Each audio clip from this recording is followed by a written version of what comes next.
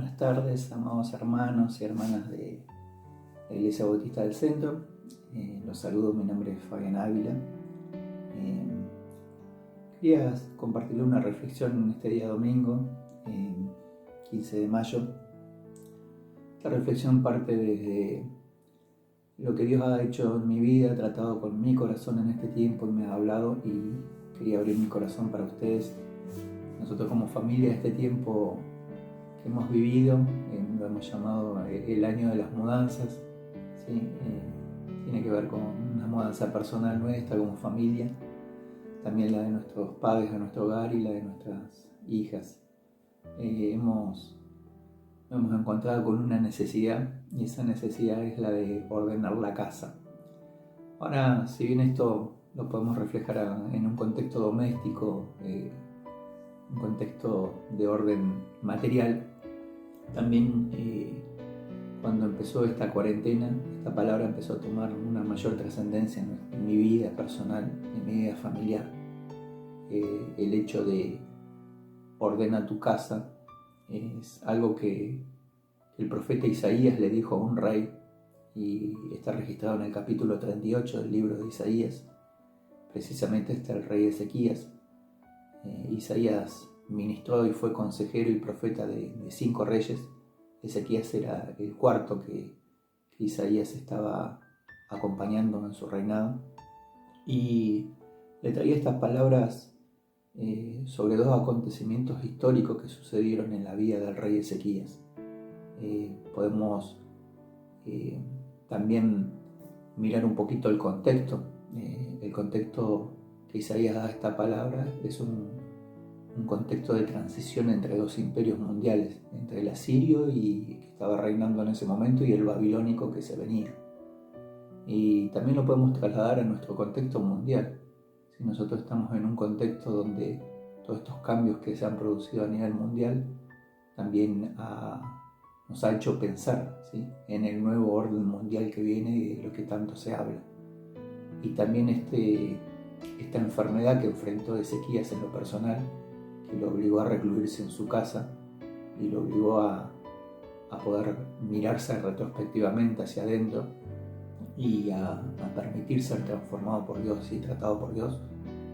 También lo podemos, yo en lo personal lo he vivido así, y Dios me llevó de vivir de lo urgente, del estrés de la vida, de lo cotidiano, a reenfocarme en realmente lo que es importante. Así que con esta introducción quería compartirle 2 temas que vamos a hablar principales, que son los que Isaías menciona en la vida del rey Ezequías. El primero es la enfermedad de Ezequías en el capítulo 38, y el segundo es el sitio de la ciudad de Jerusalén por parte del imperio asirio. Podemos pensar que tiene que ver esto con nosotros.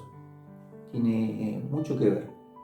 Tiene mucho que ver porque Ezequías era un rey y un hombre maduro, a su edad aproximadamente de 40 años, que había hecho muchas cosas buenas. Podríamos decir que ya estaba hecho en cuanto a lo que es su reinado, el ministerio que Dios le encomendó.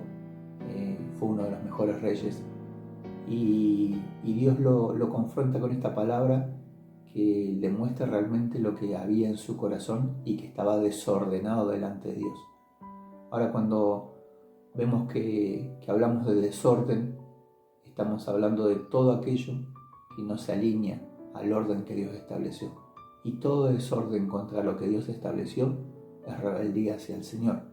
Así que era un tema de suma importancia si ese desorden estaba dentro del corazón del rey.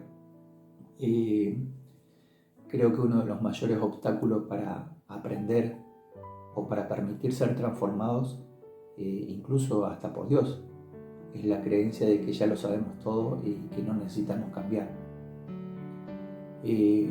Posteriormente vamos a ver cómo también este mensaje es relevante para la iglesia de hoy cuando veamos el sitio de la ciudad de Jerusalén.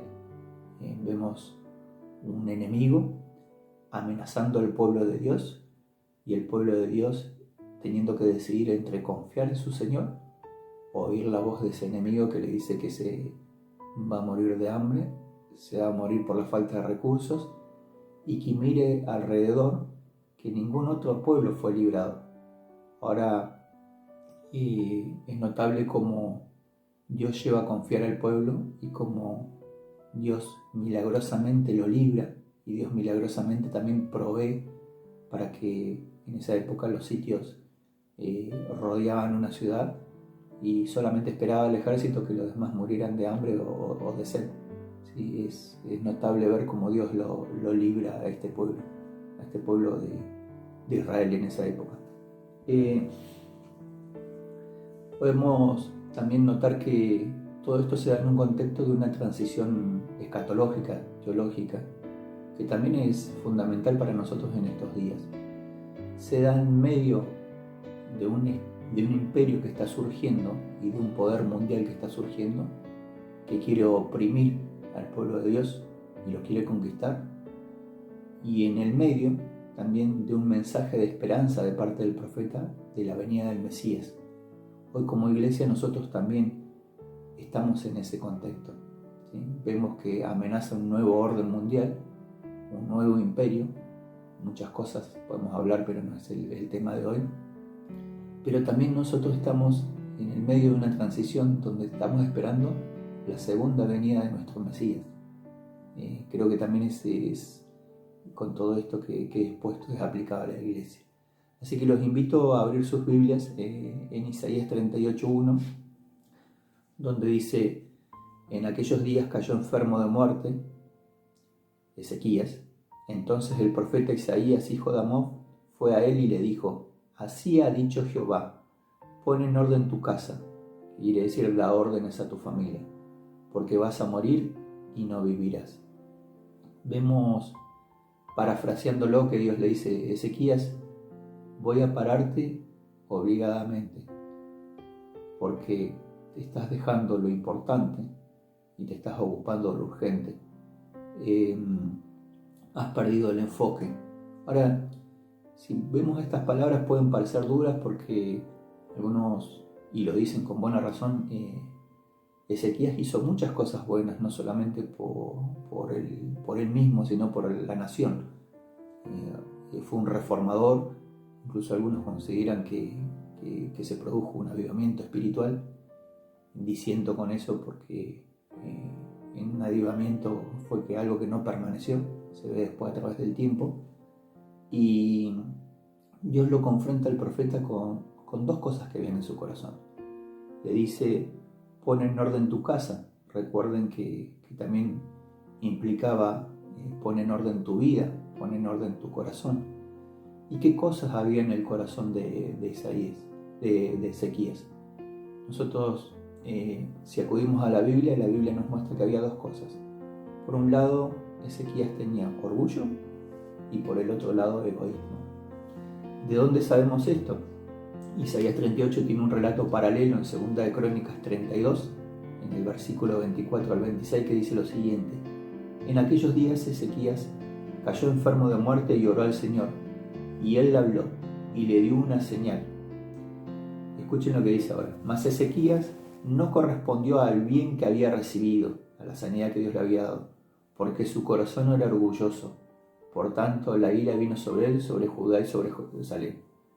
Después dice que Ezequías humilló ese orgullo y se arrepintió, y Dios no envió la ira sobre él, ¿no?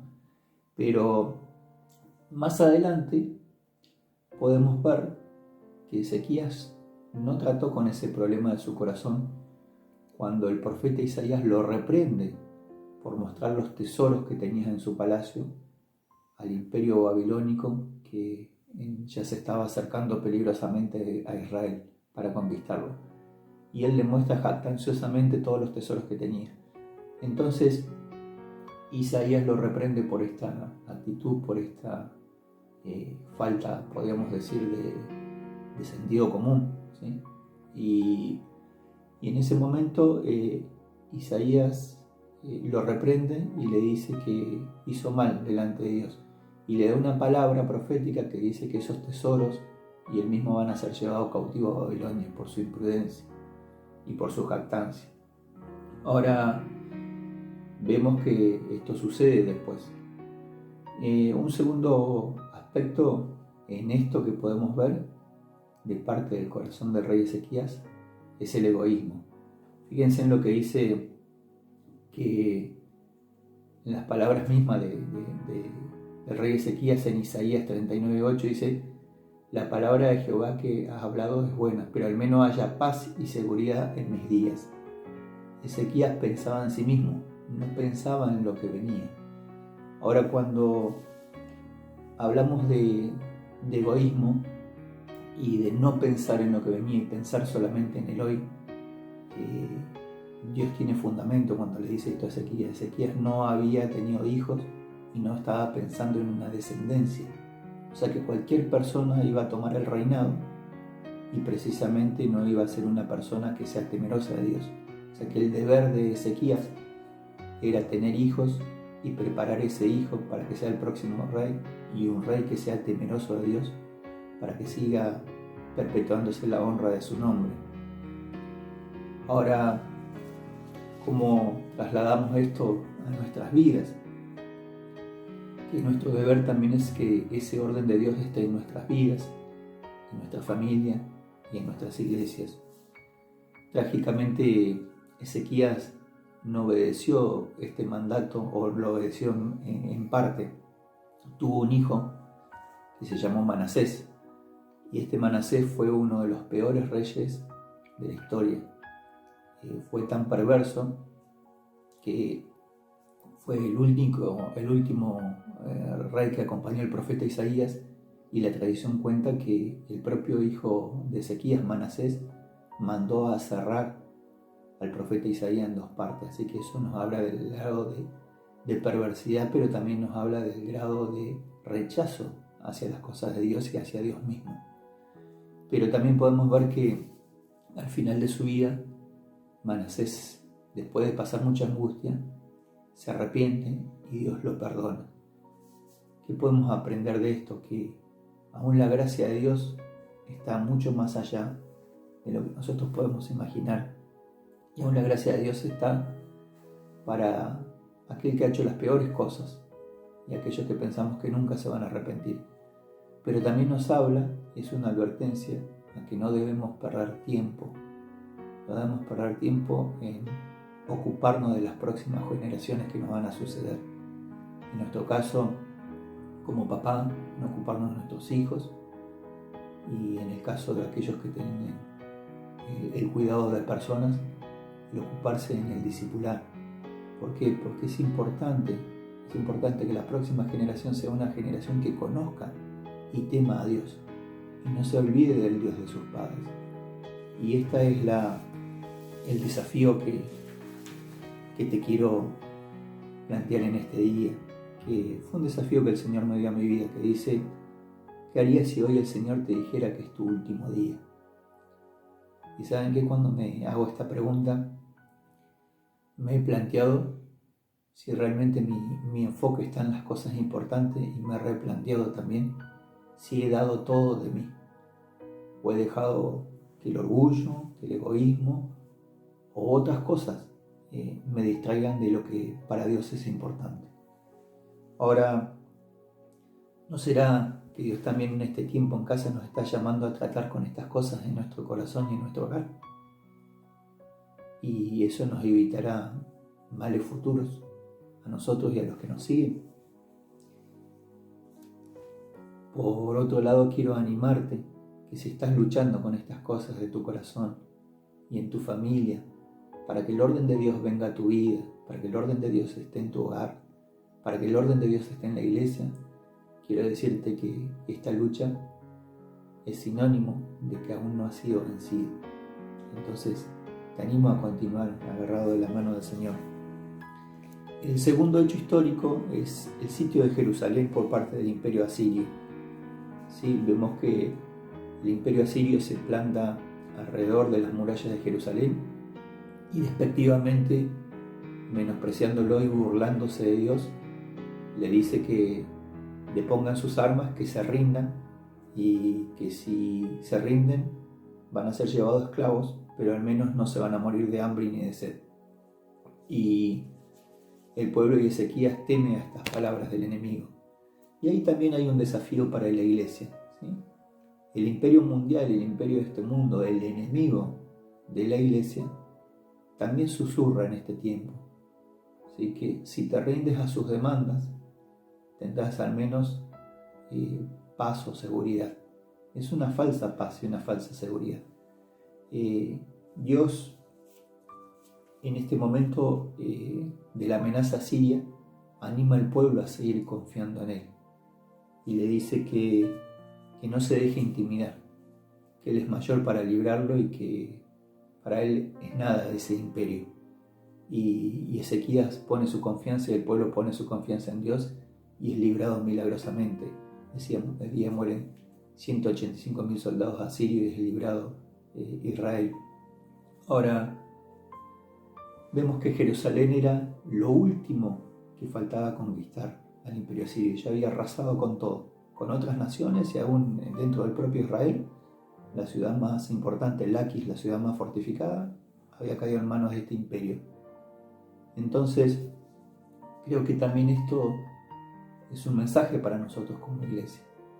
Sí, quizás por eso ves tanto el ataque hacia el matrimonio, hacia la familia, hacia lo que es iglesia y hacia todo aquello que quiera llevar gloria a Dios.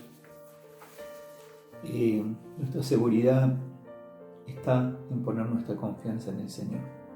Así que te animo en este tiempo de puedas hacer estas preguntas, como yo la hice en mi corazón. ¿Sí? Cuando Dios trajo esta palabra a mi vida, ordena tu casa y le permitiré a Dios que me muestre aquellas cosas que están en mi corazón, que están fuera de su orden. Saldremos de estas crisis transformados, saldremos con un enfoque distinto entre ponernos nuestro corazón en aquellas cosas que son importantes, no importantes para mí, sino importantes para el Señor.